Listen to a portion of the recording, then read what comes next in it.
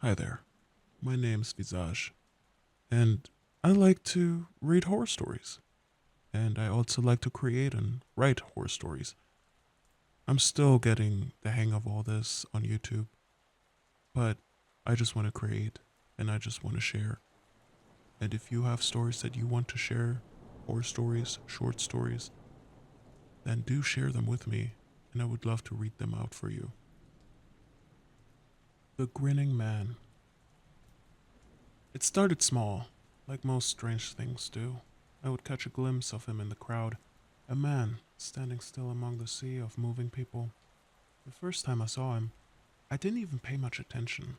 I was walking home from my late night shift at the gas station, kind of tired that sinks into your bones, and he was just there, standing at the corner of the street, watching me. The first time, I brushed it off. I hurried past him, assuming he was just another late night creep. But the next night, there he was again. The same man, in the same spot. This time, a little closer. His eyes locked on me like he'd been waiting, tracking my every step. My stomach tightened, a deep sense of unease curling through me. But I ignored it, telling myself I was just tired. It wasn't until I started seeing him everywhere that I realized something was horribly wrong. I would spot him across the street from my apartment, outside the gas station during my shift, even standing in the parking lot when I went out for a smoke. Always watching, always with that same eerie stillness. The worst part? No one else seemed to notice him. Customers, coworkers, people walking by, they would pass him without so much as a glance, as if he didn't exist. But I knew he was there, and every time I saw him, his smile seemed to stretch wider, unnervingly wide, as if his smile wasn't quite right, like his mouth was being pulled unnaturally far. By the time I saw him at the gas station that night, his smile was so wide it looked like it could split his face in half. I tried to shake it off, focusing on my work, telling myself that it was all in my head. But something about him was getting under my skin, gnawing at the back of my mind. That night, as I restocked the shelves in the quiet hours before closing, I couldn't shake the feeling that he was still out there, waiting.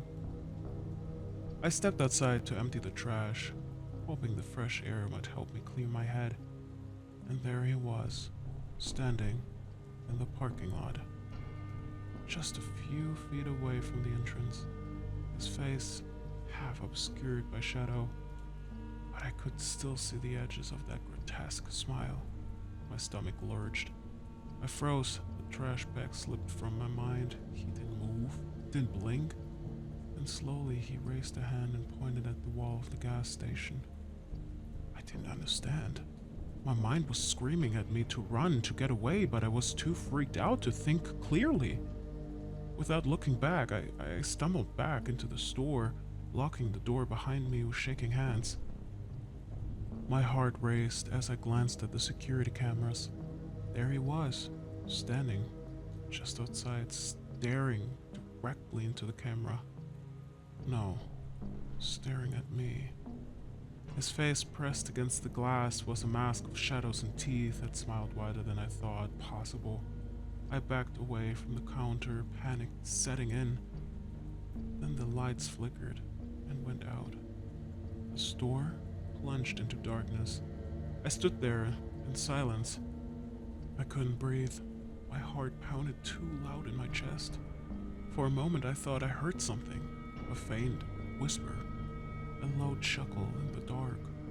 I fumbled for the backup battery to turn the cameras back on. My hands were trembling so much it took a few tries, but eventually the screen flickered to life again. It was gone. I didn't feel relief. Instead, the air seemed thicker, like something heavy was pressing down on me. I had the sickening feeling that it was closer. Too close. I spun around, fear gripping me, but there was no one behind me. Yet, couldn't shake the sensation of his presence like a cold breath on my neck.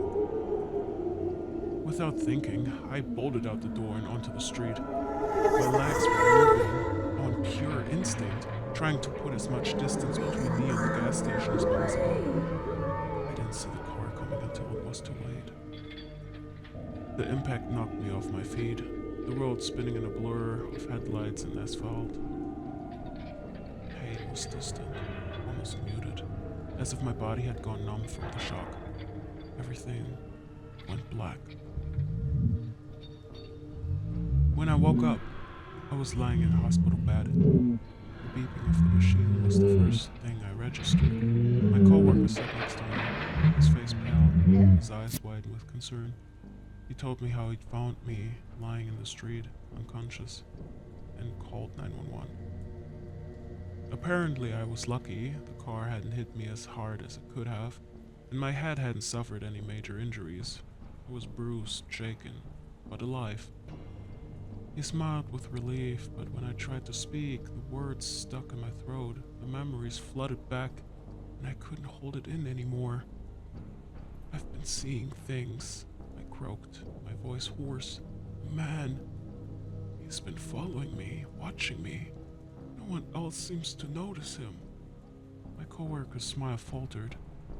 His face grew tense, his eyes narrowing as he stared at me, and an uneasy silence filled the room. He leaned closer, lowering his voice to a whisper.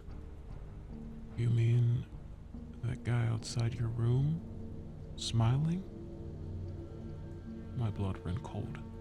I whipped my head toward the window, heart pounding in my chest, expecting to see him there, waiting, grinning that grotesque grin.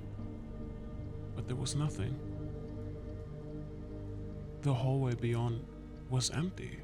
No shadows lurking, no figure watching, just a sterile stretch of white walls and pair of fluorescent lights. My stomach twisted, a cold knot of dread forming as I turned back to my coworker, confusion written across my face. I don't see anyone, I stammered, trying to make sense of what he was saying. But my coworker didn't look reassured. He glanced back at the door, his expression one of growing horror. He's right there. I swear he's watching us, smiling. My chest tightened, a deep sense of panic rising inside me. I didn't see the man. No one was there. But the fear in my coworker's eyes were unmistakable. He saw him. And in that moment I realized something horrifying. I couldn't see him anymore. But the man was still out there. And now, I think my coworker is next.